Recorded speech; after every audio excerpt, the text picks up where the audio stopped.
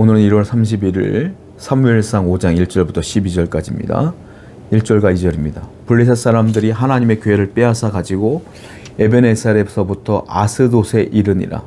블레셋 사람들이 하나님의 교회를 가지고 다곤의 신전에 들어가서 다곤 곁에 두었더니 블레셋 사람들이 여호와의 언약궤를 빼앗았습니다. 그리고 그것을 가지고 아스돗에 갔고 다곤 신전으로 들어가서 그들이 섬겼던 다곤 신 옆에 여호와의 언약궤를 놓았어요. 그건 어떤 의미냐면 우리의 다곤 신 앞에 여호와가 졌다, 패배했다, 그가 항복했다라는 뜻으로 이스라엘의 신보다 우리의 신이 더 위대하다라는 것들을 나타내기 위해서 그 다곤 신전 옆에다가 하나님의 법궤를 넣은 거예요. 이렇게 보면은 이 블레셋 사람들이 승리한 것 같았죠.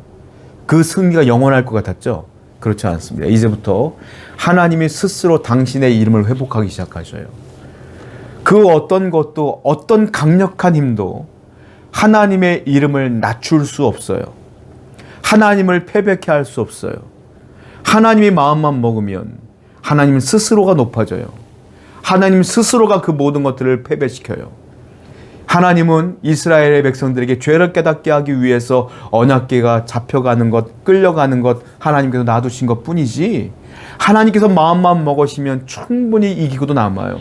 이제부터 하나님 스스로 당신의 이름을 회복하기 시작한다. 3절부터 5절입니다. 아스돗 사람들이 이튿날 아침에 일찍 일어나 본즉 다곤이 여호와의 궤 앞에 엎드려져 그 얼굴이 땅에 닿았는지라. 그들이 다곤을 일으켜 다시 그 자리에 세웠더니 이튿날 아침에 그들이 아침에 일어나 본즉 다곤이 여호와의 궤 앞에 또다시 엎드려져 얼굴이 땅에 닿았고 그 머리와 두 손목은 끊어져 문지방에 있고 다곤의 몸뚱이만 남았더라. 그러므로 다곤의 제사장들이 다곤의 신전에 들어가는 자는 오늘까지 아스돗에 있는 다곤의 문지방을 밟지 아니하였더라. 자, 어떤 일이 있었냐? 그 다음날 아침에 보니까 다곤 신이 여호와 법궤 앞에 엎드려져 있는 겁니다. 쓰러져 있는 거예요. 그때는 이 사람들이 우습게 여겼을 거예요. 이게 왜 쓰러졌지? 어떤 의미냐면 마치 다곤 신이 하나님 앞에 항복한 모습으로 쓰러져 있는 거예요. 다시 세워놨어요. 그 다음날 갔더니 어떤 일이 벌어졌냐면 쓰러진 것에 더해서 목이 잘라져 있고 그 신전에 있는 그 다곤 신이 두 다리와 두 팔이 딱 잘라져 있는 거예요. 그리고 몸뚱아리만 남아있어. 하나님이 역사하기 시작하는 거예요. 하나님이 당신의 이름을 스스로 높이며 회복하기 시작하는 거예요. 하나님의 스스로 싸우기 시작해. 하나님의 이름을 위하여. 여러분, 이 본문은 하나님 스스로 하나님을 위해 싸우는 장면이에요. 이제 우리 성도는 이 본문을 보면서 어떤 걸 느껴야 될까요? 하나님 스스로 하나님의 영광을 나타내는 것이 아니라 하나님의 백성인 우리가 이제 하나님의 영광을 위해 살며 하나님의 이름을 높이며 살아야 되지 않겠습니까? 오늘날 대한민국에는 많은 그리스도인들이 하나님의 이름에 먹칠을 할 때가 많다. 하나님 스스로 하나님의 이름을 높이는 이 장면을 통해서 우리도 하나님의 이름을 높이자라는 생각을 가져야 될 거 아니에요.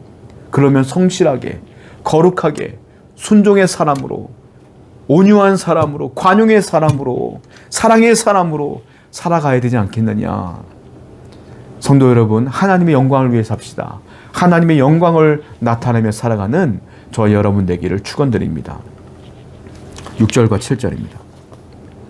여호와의 손이 아스돗 사람에게 엄중히 더하사 독한 종기의 재앙으로 아스돗과 그 지역을 쳐서 망하게 하시니 아스돗 사람들이 이를 보고 이르되 이스라엘의 신이 궤를 우리와 함께 있지 못하게 할지라. 그의 손이 우리와 우리의 신 다곤을 친다 하고, 이제 하나님의 손이란 단어가 나와요. 하나님의 손이 이제는 그 다곤 신전에 있었던 아스돗 사람들, 지방 사람들에게 그들에게 치기 시작합니다. 하나님의 독종과 종기를 내려주어요. 그래서 그들에게 독종과 종기가 나옴으로 살지 못하게 하는 엄청난 재앙이 그들에게 닥치기 시작합니다.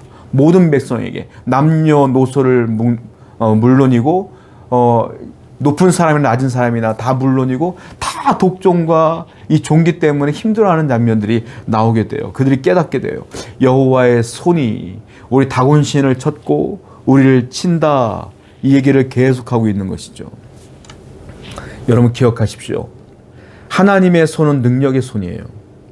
하나님의 손은 하나님을 대적하는 자들을 칩니다. 그런데 그 손으로 하나님의 자녀들에게는 복을 주십니다. 여러분들이 하나님의 자녀이기 때문에 그 능력의 손으로 우리에게 복을 주시는 하나님, 그 하나님을 찬양하시는 여러분 되기를 축원드립니다. 8절부터 10절입니다. 이에 사람을 보내어 블레셋 사람들의 모든 방백을 모으고 이르되 우리가 이스라엘 신의 교회를 어찌하랴 하니 그들이 대답하되 이스라엘 신의 교회를 가드로 옮겨가라 하므로 이스라엘 신의 교회를 옮겨갔더니 그것을 옮겨간 후에 여호와의 손이 심히 큰 환난을 그 성읍에 더하사 성읍 사람들의 작은 자와 큰 자를 다 쳐서 독한 종기가 나게 하심이라. 이에 그들이 하나님의 교회를 에그론으로 보내니라.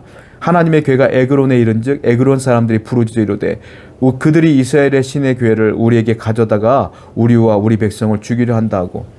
아스돗 사람들이 그렇게 고통을 받으니까 이번에는 사람들이 의논을 하여 블레셋 사람들이 야 가드로 옮기자. 가드로 옮겨갔어요. 그랬더니 가드에 있는 그 지방의 사람들 똑같은 재앙을 받아요. 그래서 이 사람들이 이 가드에서 어떻게 합니까? 여호와의 법궤를 에그론으로 에그론으로 옮겼더니 소문을 들었던 에그론 사람들이 난리가 났어요. 우리 죽이려고 하냐? 가져가라. 난리가 난 거예요. 에그론에게도 하나님의 손이 미침으로 독한 종기로 인한 재앙이 그들에게 일어난다라는. 하나님의 손이 계속 치고 있어요. 계속. 하나님의 손은 믿지 않는 자에게는 두려움의 대상이지만 믿는 우리에게는 능력의 손입니다. 할렐루야. 그러므로 하나님의 손은 이스라엘에게 저주를 퍼붓는 게 아니라 이스라엘에게는 그 손으로 복을 주셨고 이 블레셋에게는 저주를 주시는 거예요. 성도 여러분, 하나님의 손은 두려움의 대상이 아닙니다. 우리의 축복의 대상입니다. 여러분들이 끝까지 하나님을 섬긴다면 그 손으로 하나님은 여러분들을 붙들어 주실 줄로 믿습니다. 오늘도 그 하나님의 손을 경험하시는 여러분 되기를 축원드립니다. 기도하겠습니다. 여호와의 손이 우리 성도들과 함께하기를 원합니다. 오늘도 하나님의 권능으로 이끌어 주시옵소서. 예수님의 이름으로 기도드렸습니다. 아멘.